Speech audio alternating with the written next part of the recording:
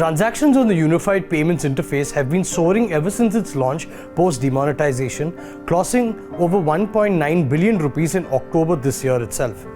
The ease of convenience of UPI comes at a cost though.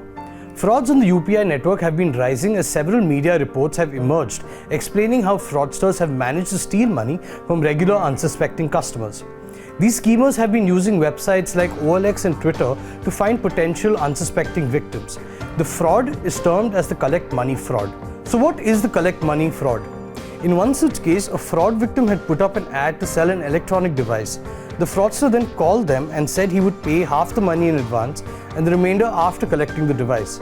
The fraudster sent a collect money request to the seller, but instead of paying the seller, the fraudster debited money from their account. This took place all the while the buyer was talking to the seller about the features of the device. The seller mistook the collect money request as a notification that a payment was being made to them and instead accepted it. Sometimes fraudsters also send a link to an online form claiming that once it's filled, the money will be transferred. But unsuspecting customers voluntarily disclosed important details like their name, bank account details, UPI ID, and even their PIN.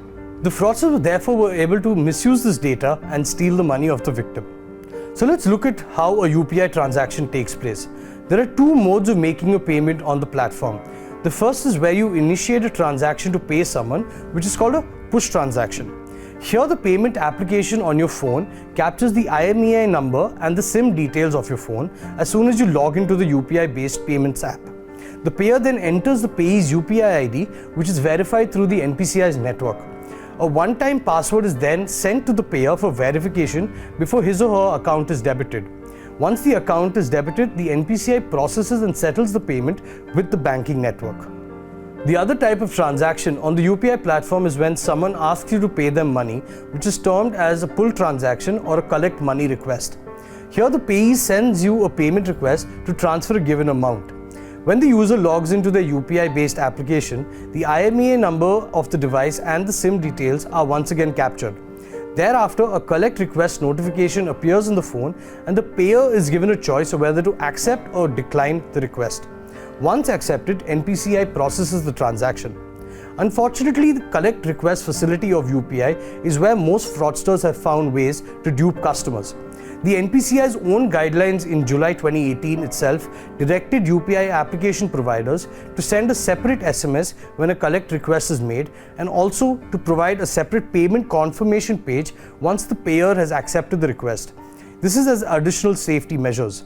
But while some applications have built these features, others have not. Now, experts say that UPI frauds are now on par with debit card or credit card frauds, and therefore payment service providers need to rethink the design of their application to make it clearer to customers of the features and the transaction type. So here are 3 things to keep in mind to safeguard yourself from any frauds on a UPI app. The first is you do not get an accept or decline pop-up when receiving a payment. The money automatically gets credited into your account and you only get a notification of the amount being credited into your bank account.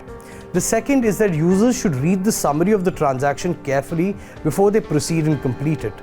The third important thing is that UPI apps do not need a form to be filled before a transaction is processed.